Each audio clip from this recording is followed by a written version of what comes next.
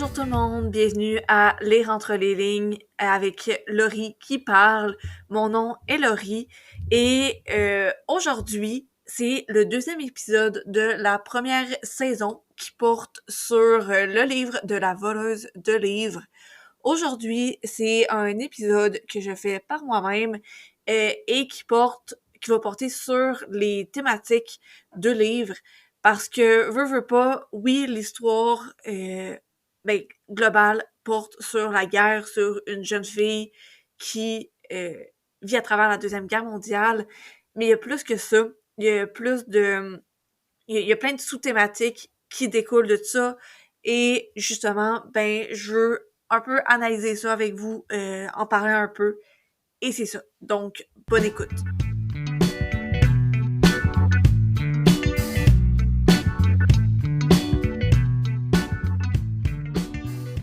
Donc, c'est l'histoire de Liselle, une jeune fille qui va être emmenée dans une nouvelle ville euh, parce que sa mère peut plus s'occuper d'elle. En fait, sa mère, on disait qu'elle était communiste et donc Liselle est placée dans une nouvelle famille, donc avec Rosa et Hans, et elle va vivre toute la guerre avec eux. Et en gros, tu sais, les grandes lignes, c'est ça. Et elle va faire plusieurs nouvelles rencontres. Déjà de base, elle va faire la rencontre de Hans et de Rosa, mais elle va aussi faire la rencontre de Rudy, un des petits garçons de son quartier. Elle va devenir super amie avec elle. Elle va faire la rencontre de la femme du maire. Elle va faire la rencontre en fait, d'un juif. Et donc, c'est ça. Je pense que justement, je vais commencer avec un des sous-thèmes, parce qu'on s'entend, tout le monde le sait, ce livre-là porte sur la guerre, et je pense pas que, tu sais, c'est ça, ça porte sur la guerre, mais veut pas, cette grande thématique-là, tu sais, c'est un peu une façade pour plein d'autres sous-thèmes dans le livre. Et il y a entre autres le sous-thème de la famille, comment justement cette guerre-là, j'ai l'impression, a pu modifier la a pu modifier la définition de ce qu'est la famille pour certains. Et ça a été entre autres le cas pour Liselle, parce que justement, premièrement, elle a perdu les deux personnes qui constituaient encore sa famille biologique. Donc, pour se rendre à, à sa nouvelle ville, en fait, au départ, il y avait elle et son petit frère qui devaient être adoptés, si on peut dire, par Rosa et Hans. Et finalement, son petit frère n'a pas réussi à survivre le trajet. Il était vraiment gravement malade et il était très jeune, donc il n'a pas survécu. Et en fait, on sait pas trop ce qui arrive à sa mère, mais on se doute un peu parce que tu sais, dans le livre, il y a des euh, en fait, Liselle, elle a entendu dire que sa mère était communiste et justement dans la guerre, dans la deuxième guerre, les communistes n'étaient pas aimés, ils étaient un peu des ennemis au pouvoir en place. Donc, toutes les personnes qui étaient associées au communisme, ils étaient envoyées dans des camps. On ne sait pas si la mère de Liselle est envoyée dans un camp, mais on s'en doute fort probablement. Euh, c'est fort probablement qu'elle était dans un camp et Liselle ne la revoit jamais. Donc, tu veux pas, il y a cette coupure-là, très nette avec sa famille biologique. Dans le fond, elle les perd tous très rapidement et elle doit se créer elle-même de nouveaux liens. Puis justement, euh, elle a Rosa et Hans.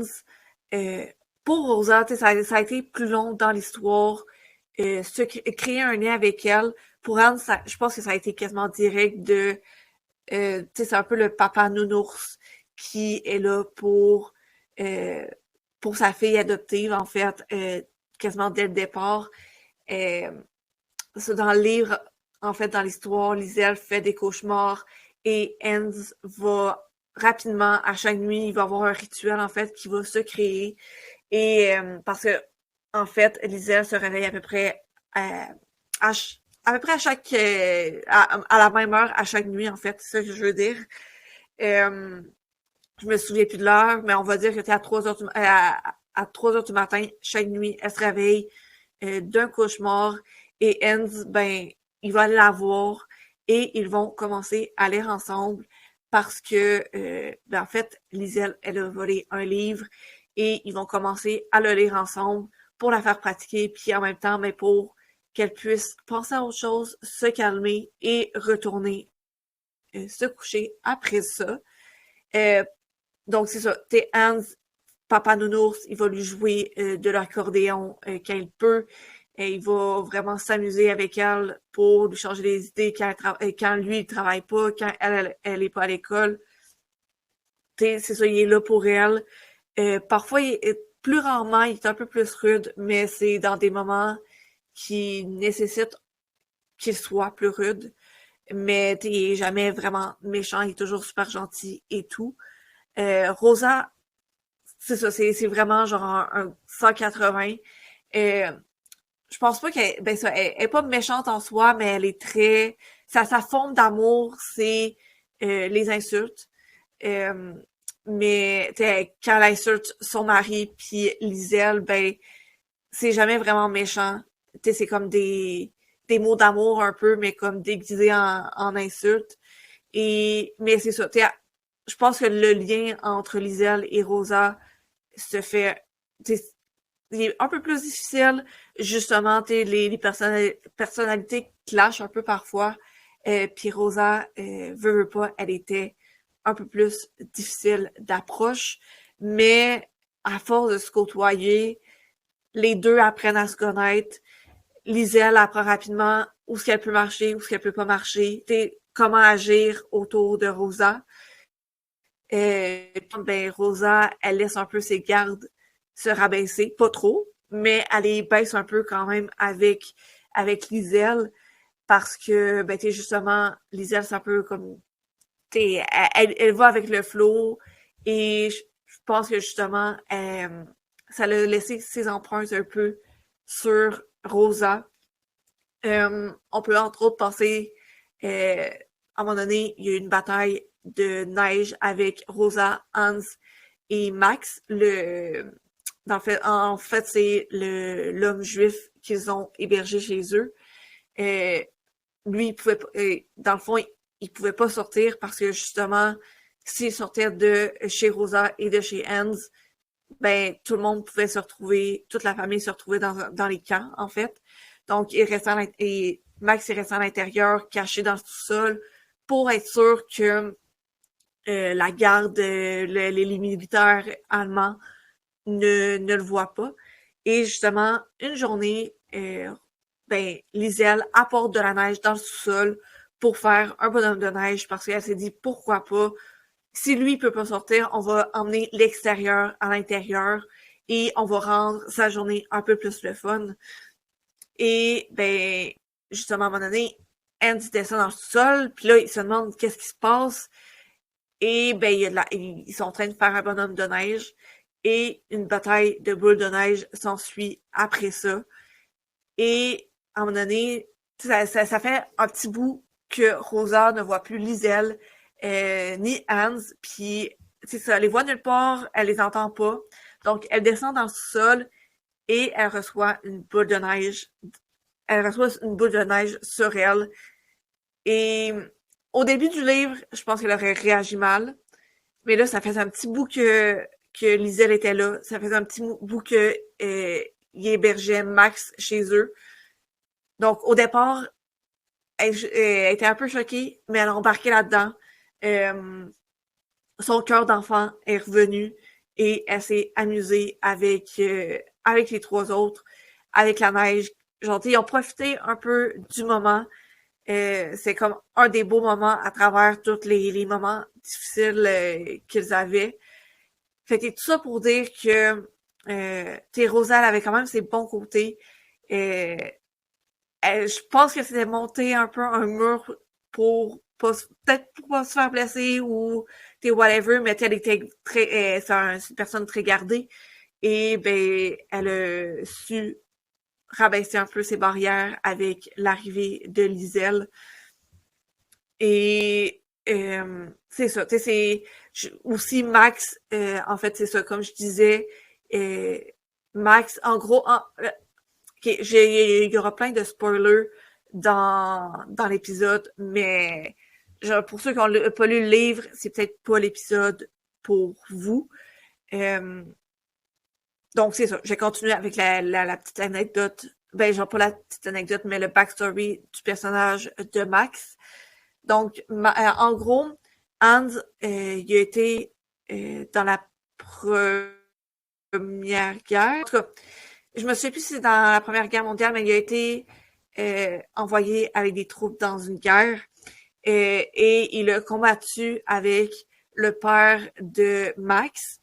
Et, et je pense, je me rappelle plus exactement des détails, mais il me semble que le père de Max s'était sacrifié pour Hans ou quelque chose du genre. Donc, Hans avait été voir la femme au père à Max, donc le père la mère à Max, en fait, pour lui dire comme hey, je m'excuse vraiment, n'hésitez pas à me contacter, je vous dois une faveur. Il m'a littéralement sauvé la vie. Et justement, ben la mère, plusieurs années plus tard, elle a utilisé cette faveur-là pour en fait envoyer son fils chez l'homme qui lui devait une faveur. Et ben Hans, justement, il a quand même un sens des valeurs. Il voulait repayer sa dette et il a pris sous son aile Max. Et rapidement, j'ai l'impression que Liselle et Max sont devenus un peu comme frères et sœurs. Et Max était, j'ai l'impression que Liselle voyait Max comme son grand frère qu'elle avait jamais eu, le frère qu'elle a perdu. Euh, et ben, tout à travers le livre, on voyait que Liselle et Max avaient vraiment une belle relation. Euh, t'sais, vraiment une belle relation fraternelle. À un moment donné, Max, justement, il est tombé malade. Ben, juste après l'épisode du bonhomme de neige, en fait. Et pendant un bon bout, Liselle, ben, se sentait mal parce qu'elle avait l'impression que c'était sa faute, vu qu'elle avait apporté de la neige à l'intérieur. Ben, elle se disait, ben, Max est tombé malade à cause du froid de la neige que j'ai apporté. Et ben, un des trucs qu'il faisait quand il était pas malade, c'est qu'à chaque journée, elle lui disait c'est quoi la température, elle lui décrivait comment le ciel était euh, et tout. Donc, elle a continué ce rituel-là, mais en apportant des petits objets.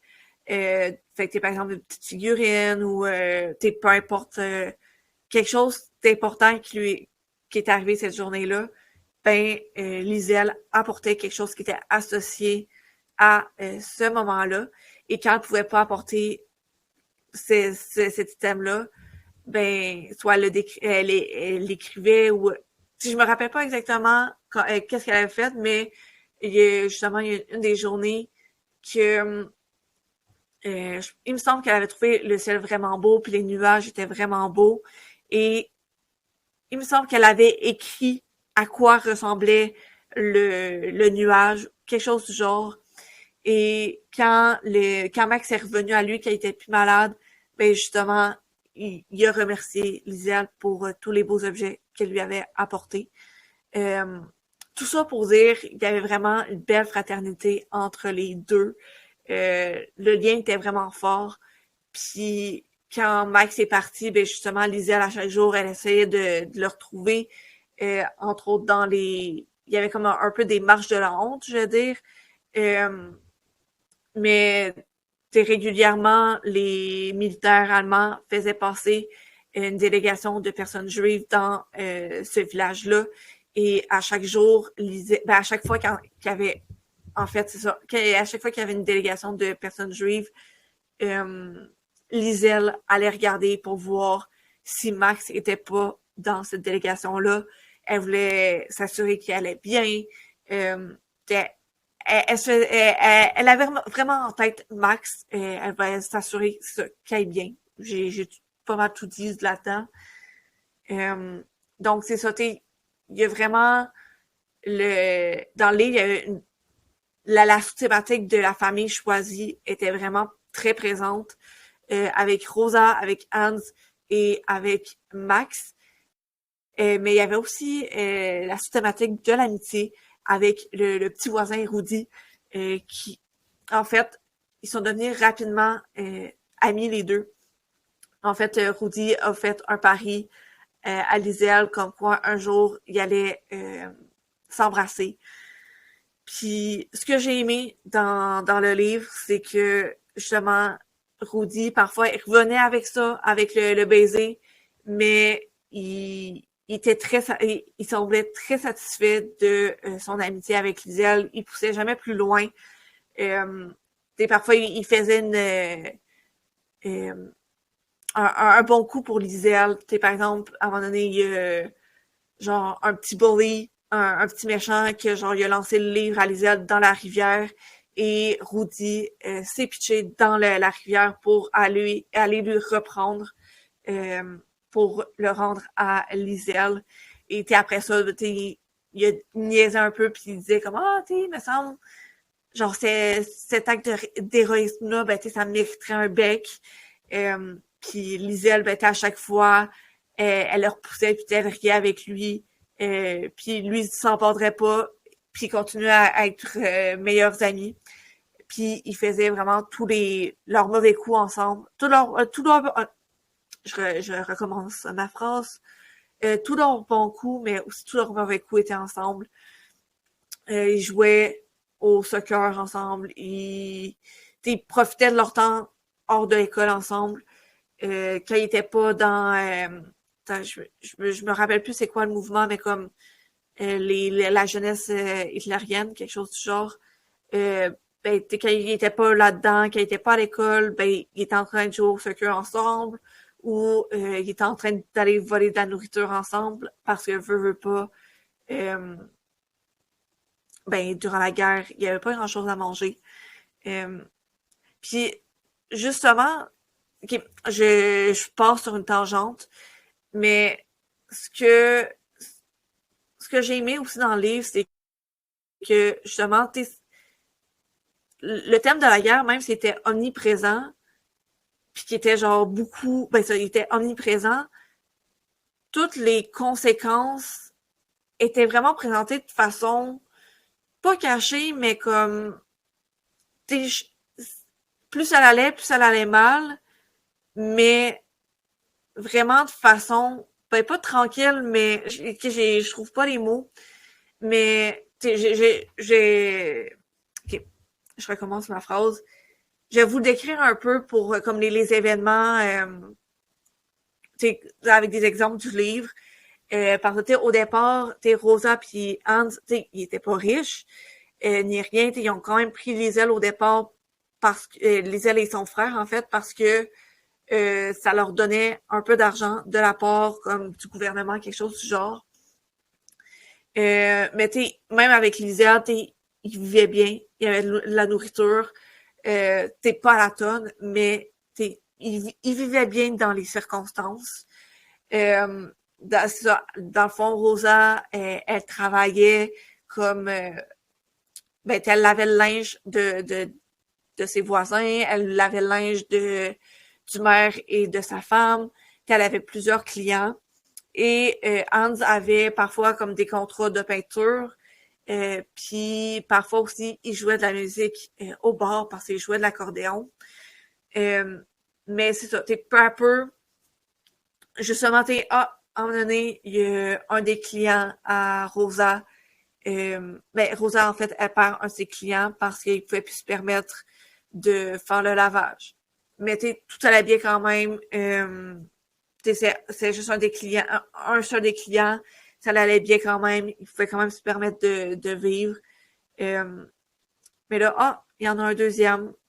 Puis, il vivait quand même des beaux moments en famille. Il profitait du beau temps. Puis c'est vraiment tranquillement que ben là, Liesel, elle commençait un peu à avoir faim. Fait que là, avec Rudy, ben, ils se sont comme joints à un gang de jeunes pour aller voler de la nourriture. Puis là, ben, il y a un autre client qui se désistait parce que eux non plus, il n'y avait plus l'argent. Puis Rudy et Liesel, ben, ils essayaient de trouver de l'argent. Et, parfois, quand ils trouvaient de l'argent par terre, ben, ils se gardaient cet argent-là de côté pour aller s'acheter des bonbons, puis se les partageaient. Puis c'était quand il y avait juste assez d'argent pour, par exemple, un suçon, ben, c'est une lichée, une lichée, une lichée. Déjà, ils se partageaient, puis c'est vraiment calculé. Ils allaient voler des pommes dans les champs, tout ça. Puis ben c'est ça, c'est que peu à peu, ça s'empirait.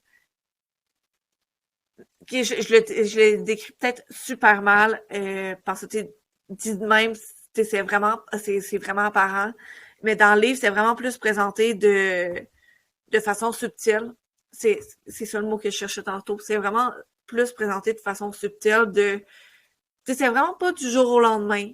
C'était, ils pouvaient bien vivre, genre une couple de semaines, une couple de mois, puis la situation changeait. Puis là, ben, ils devaient s'adapter à cette situation-là. Puis là, le temps qu'ils s'adaptent, tout allait bien, la vie allait bien, puis ah, OK, il y a un autre client qui partait. Ils s'adaptaient. Ah, il y a quelque chose d'autre qui se passe. Ah, oups, il y a d'autres restrictions. Fait que c'est vraiment ça, insidieux, c'est très subtil. Puis dans le livre, je trouvais que c'est dans le livre, c'est bien écrit. Euh, donc c'est ça. Donc pour revenir à, ben ça, pour ma parenthèse est finie. C'est une parenthèse un peu longue, mais sur, c'est ça, sur les circonstances qui fait c'est ça. Bref, je reviens à l'amitié. Euh, c'est ça, c'est quand même très présent.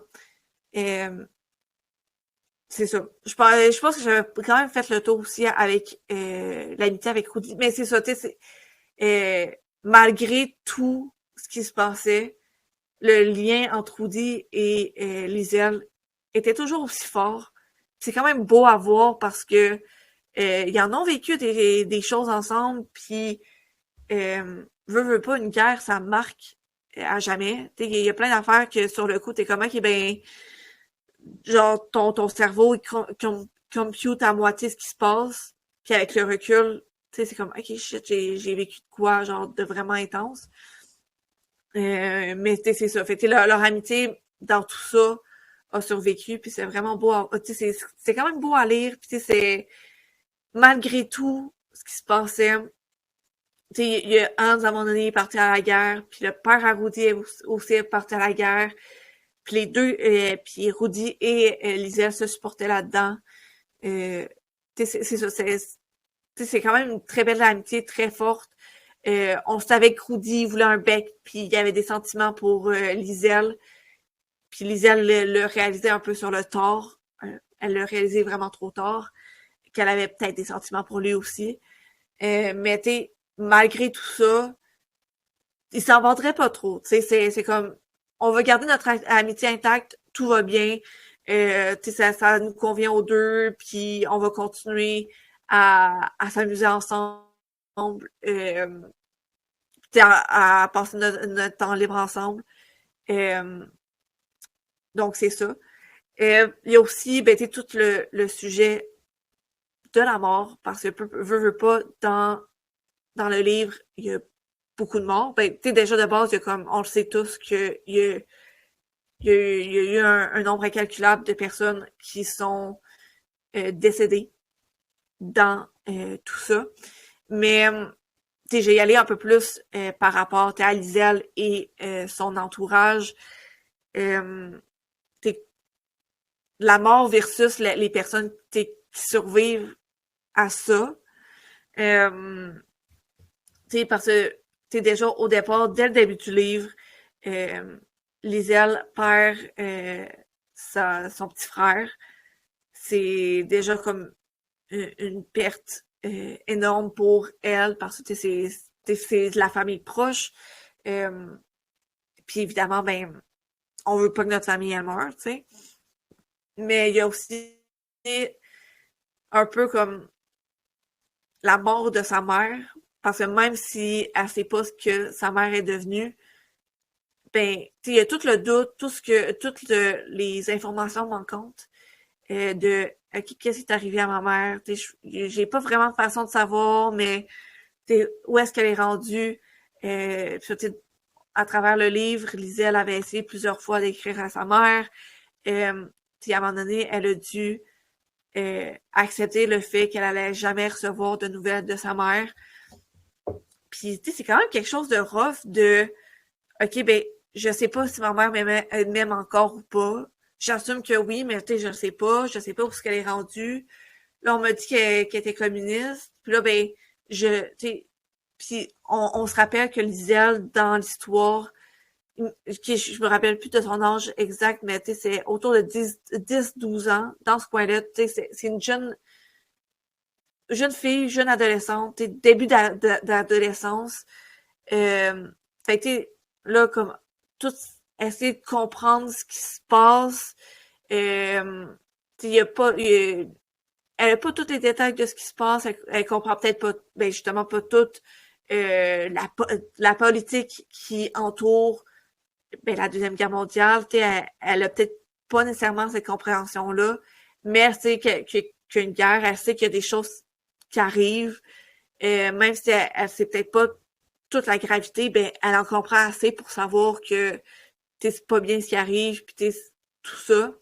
Puis elle comprend aussi que elle comprend peut-être pas la que c'est le communisme, puis c'est genre ça veut dire quoi, mais elle sait que c'est pas un bon mot, du moins dans ce contexte-là. Elle sait que les personnes qui sont communistes, ça va pas bien pour eux. Fait que tu sais, elle fait le lien, elle est quand même capable de faire le lien de ma mère égale communiste, égale quelque part pas bien. Fait que, tu sais, elle sait quand même pas trop où ce qu'elle est. C'est un peu dans le néant, elle a pas de nouvelles. Mais, tu sais, c'est ça. Ça s'arrête un peu là avec sa mère, puis c'est comme, tu sais, c'est toute l'incompréhension. Ben, pas l'incompréhension, mais le manque d'informations plutôt par rapport à ça. Puis après ça, veut pas, ben, tu sais, savoir que, ben, plus ça va, plus sa mort pourrait être imminente. Vers la fin, il y avait de plus en plus de bombardements sur l'Allemagne. Il y avait de plus en plus de pratiques aussi de bombardements dans sa ville. Puis il y a tout le stress de OK, est-ce que je vais mourir? Est-ce que ma famille va mourir? Qu'est-ce qui se passe? Puis même, tu sais, c'est la même chose aussi pour, tu sais, je pense sur une autre mini tangente, mais tu sais, c'est un peu la même chose avec Max, parce que c'est une petite différence entre le livre puis le film, c'est que dans le film, après, genre, après la guerre, elle revoit Max. En fait, elle a ouvert une boutique je me souviens plus trop quoi, mais elle a ouvert une boutique et Max vient la visiter. Donc, elle sait qu'il est encore en vie. Mais dans le livre, euh, leur rencontre, c'est pas ça. En fait, c'est durant une des parades dans la ville, euh, elle voit Max dans la parade et elle essaie d'aller le voir pour comme dire hey, je suis encore là, je pense encore à toi, puis s'assurer qu'il va bien, tout ça. Euh, mais après ça, elle le revoit pas. Tu sais, elle finit sa vie, puis la dernière fois qu'elle l'a vu, c'est dans une des parades dans sa ville. Fait que, elle sait pas si euh, qu'est-ce qui est arrivé. Elle sait pas s'il est passé dans une chambre une des chambres avec l'eau acide, là. Vous comprenez ce que je veux dire? Euh, elle sait pas si il s'est fait tuer par un, un militaire allemand. Elle sait vraiment pas ce qui s'est passé avec lui. Elle sait pas s'il est encore en vie. Fait que c'est un peu la même chose entre sa mère et Max, mais pour des raisons différentes. Elle sait que, en l'ayant vu dans la parade juive, ben elle sait qu'il va pas trop bien, qu'il manque de bouffe, qu'il est plus rendu gros, qu'il mange plus assez, qu'il va pas bien. Mais alors c'est pas plus, elle a pas pu l'aider.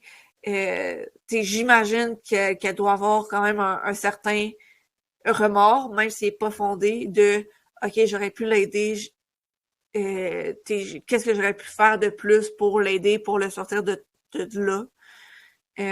Fait que c'est ça, elle sait pas ce qui est arrivé avec Max, puis elle sait pas ce qui est arrivé euh, avec sa mère. Fait que autant avec sa famille biologique qu'avec sa famille choisie, ben il y a des fins que elle sait juste pas, elle sait pas. Puis je trouve que c'est la pire affaire, c'est de pas savoir ce qui est arrivé avec les personnes qu'on aime. Puis après ça, tu sais, ben il y a aussi elle a dû survivre à la mort de Rosa, de Hans et de Rudy. Puis ça, tu sais, en sachant que la seule raison pourquoi elle a survécu, c'est que elle était en train d'écrire genre son livre, tu sais, sur sa vie dans son sous-sol. Parce que tu sais, vers la fin du livre, justement, euh, en fait, l'armée allemande n'a pas pu appréhender à temps euh, le bombardement de certaines villes, ce qui a fait en sorte qu'ils n'ont pas pu alerter la population à temps, ce qui a fait en sorte que ben la ville où était Liselle s'est faite bombarder et les gens n'ont pas pu aller s'abriter dans le sol. Euh, donc, il y a beaucoup de monde qui sont morts à cause de ça, dont Rosa, dont Hans et dont Rudy et une bonne partie, en fait toute la famille de Rudy aussi, il me semble. Donc, tu sais, c'est ça, tu sais, Liselle, la seule raison pourquoi elle a survécu, c'est que, justement, qui est autre tangente, euh, que je que je trouve importante parce que je vais faire un autre parallèle après ça. Euh, en fait, c'est ça. Liselle, elle avait quand Max est arrivé, il s'était un peu évanoui chez eux, puis il avait dormi chez Rosa et Hans, et il s'était endormi pendant longtemps. Mais il a entendu la remarque que Liselle avait faite à Hans qu'il y avait des cheveux comme des plumes de corbeau. Et à un moment donné, ben, il a écrit une histoire. Il a pris des feuilles de papier, il les a peinturées blanches et il a écrit une histoire sur un homme aux cheveux de corbeau, une jeune fillette et genre peut-être les personnes qui le gardaient sous son toit, sur leur toit et tout ça. Et après ça, un peu plus tard, justement, il y avait un exemplaire de Mein Kampf et il a peinturé toutes les pages blanches et il a donné ce livre-là à Liselle avec les pages blanches. Et quand Liselle lui avait demandé ben, pourquoi il n'y avait pas d'histoire à l'intérieur, ben, il lui a dit c'est pour que tu écrives ton histoire à l'intérieur. Donc, Liselle, justement, cette soirée-là, elle avait été dans le sol. Ça faisait un petit bout que Max était parti. Et il me semble, il y a eu un pop dans son cerveau. Puis là, Lizzie, elle était comme, OK, ce soir, c'est le soir où ce que je m'en vais écrire mon histoire. Et justement, elle avait passé toute la soirée à écrire. Euh, et c'est comme ça qu'elle a survécu. C'est parce qu'elle a été écrire son histoire dans son sous-sol. Et tout le monde est mort après ça. Euh, Puis, j'ai justement un petit parallèle que j'ai moi-même eu un pop au cerveau récemment. Puis c'est peut-être moi qui lis trop entre les lignes. Haha, lire entre les lignes, c'est le nom du podcast. Haha. Bref, jeu de mots à part, c'est ça. C'est peut-être moi qui lis peut-être un peu trop entre les lignes, mais je trouvais que ça faisait un beau parallèle de Liselle, en fait. En gros, tu sais, c'est le Mein Kampf, le livre de Mein Kampf, mais qui a été réutilisé pour écrire l'histoire d'une personne qui a survécu à cette atrocité. Puis je trouve que, tu sais, ça fait vraiment, tu sais, un beau parallèle de on est capable de surmonter les adversités, puis même les pires atrocités qui peuvent nous arriver, on est capable de les surmonter. Parfois, on va avoir des cicatrices, mais on est capable. Puis justement, Liselle est comme une des seules dans son village qui a survécu, puis elle a vécu... Je me rappelle plus de l'âge exact dans le livre, mais on sait qu'elle est morte de vieil âge. Donc, elle est morte vieille, elle a vécu une belle vie. Elle a vécu une belle vie après la guerre. Et il me semble qu'elle a eu des enfants. Elle a eu un chum, des enfants, tout ça. Donc, tu sais, c'est ça. Puis ce livre, le livre de Liselle, en fait, qu'elle a écrit sur sa vie, la mort l'a gardé avec lui. Donc, ce livre-là, je trouve ça à la limite beau que, du moins dans l'histoire, ils survivent dans le temps, genre de... c'est un livre de contradiction, de l'histoire le livre de base a été écrit par quelqu'un qui a commis un génocide. Puis après ça, il a été réutilisé pour justement, une fille qui a survécu à la guerre écrive son histoire dedans. Fait que, en tout cas, tu sais, dans cette atrocité-là, je trouve ça, à la limite, ça beau. C'est bizarre à dire, mais comme, j'espère que vous comprenez ce que je veux dire, là.